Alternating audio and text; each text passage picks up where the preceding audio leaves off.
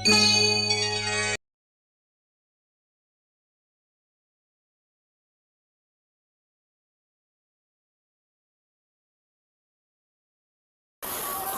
जब लोक में धर्म की हानि हुई है, तब तब भगवान विष्णु ने धर्म की स्थापना के लिए अवतार धारण किया है। भगवान विष्णु के दशावतार की चर्चा विभिन्न धर्म ग्रंथों में की गई है। इन 10 अवतारों में दूसरा अवतार कूर्म अवतार माना जाता है। कूर्म अवतार की चर्चा नरसिंह पुराण, भागवत पुराण आदि में की गई है। भगवान विष्णु ने क्षीर सागर में समुद्र मंथन के समय मंदार पर्वत को आधार प्रदान करने के उद्देश्य से कूर्म अवतार धारण किया था। कूर्म अवतार को कच्छप कछुआ अवतार भी कहा जाता है। इसके पीछे एक कथा भी है। आइए सुनते हैं कूर्म अवतार की कथा। एक बार भगवान शंकर के अंश अवतार महर्षि दुर्वासा ने इंद्र से प्रसन्न होकर पारिजात पुष्प की माला भेंट की। इस माला को इंद्र ने स्वयं धारण करने के बजाय अपने हाथी ऐरावत को पहना दिया, जिसे ऐरावत ने जमीन पर फेंक दिया। इंद्र के इस व्यवहार से दुर्वासा ऋषि नाराज हो गए। उन्होंने देवताओं को श्राप दे दिया कि जाओ, तुम्हारा वैभव नष्ट हो जाएगा, तुम श्रीहीन हो जाओगे। उनके इस शाप के प्रभाव से लक्ष्मी समुद्र में लुप्त हो गई। इससे दुखी होकर इंद्र सहित सभी देवता इसका समाधान प्राप्त करने के लिए भगवान विष्णु के पास जाते हैं। भगवान विष्णु ने उन्हें सलाह दी कि क्षीर सागर में जाकर समुद्र मंथन करें, इससे अमृत की प्राप्ति होगी। इस अमृत से देवताओं की शक्ति वापस आ जाएगी। इस कार्य को संपन्न करने के लिए मंदार पर्वत को मथानी की तरह और वासुकी नाग को रस्सी की तरह उपयोग में लाने की सलाह दी। इस कार्य के लिए असुरों का सहयोग भी लिया गया। देवताओं ने असुरों को लालच दिया कि इससे प्राप्त अमृत से हम सबों का जीवन अमर हो जाएगा, जिसके लोभ में आकर असुरों ने इस समुद्र मंथन में अपना सहयोग दिया। समुद्र मंथन के क्रम में जब मंदराचल को समुद्र में डालकर मथानी की तरह उपयोग में लाया जाने लगा, तब मंदराचल पर्वत के नीचे कोई आधार न होने के कारण वह समुद्र में डूबने लगा। मंदराचल को आधार प्रदान करने के लिए भगवान श्री हरि विष्णु ने विशाल कूर्म कच्छप के रूप में अवतार धारण किया। पूर्ण रूप धारण कर भगवान विष्णु मंदराचल के नीचे स्थित हो गए। कच्छप की पीठ का व्यास 1,00,000 योजन था।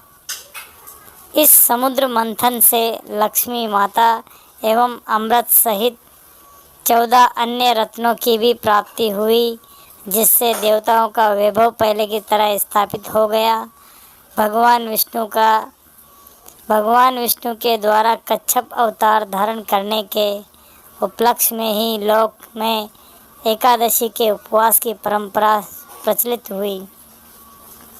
समुद्र मंथन की कथा का विस्तार से वर्णन हमने अभी आपको इस वीडियो में बताया है। कहा जाता है कि ज्वार भाटा की उत्पत्ति से भी एक पौराणिक कथा जुड़ी हुई है। आइए सुनते हैं। जिस समय भगवान विष्णु ने कच्छप का रूप धारण किया था और उनकी पीठ पर मंदराचल पर्वत मथानी की तरह घूम रहा था, उस समय मंदराचल की चट्टानों की नोक से पीठ के खुजाए जाने के कारण भगवान को अच्छा लगने लगा। इससे उन्हें नींद आने लगी और उनके श्वास की गति बढ़ गई।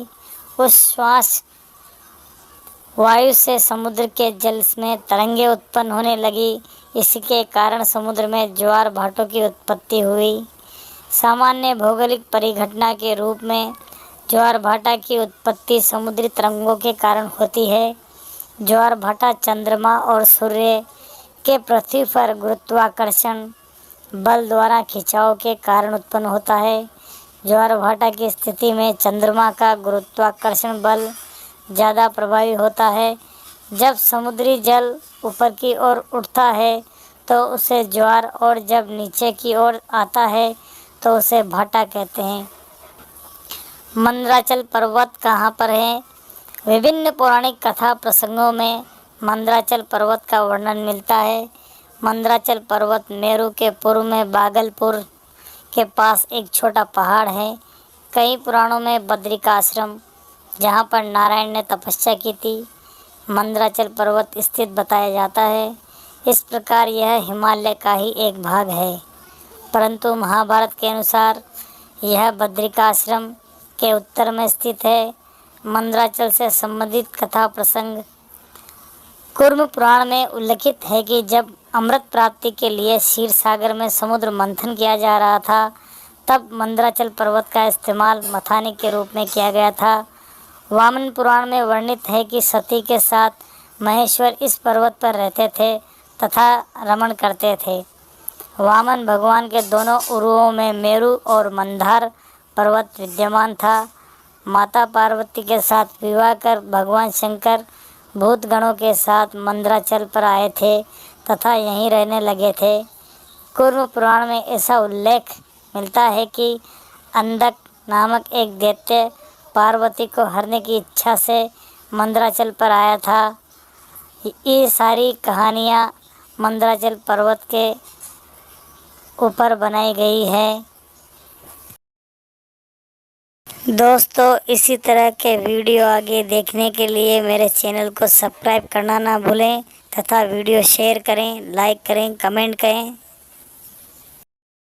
भगवान विष्णु के अगले अवतार वराह अवतार को देखने के लिए वीडियो को लगातार देखते रहें और चैनल को सब्सक्राइब करें, कमेंट करें, वीडियो शेयर करें।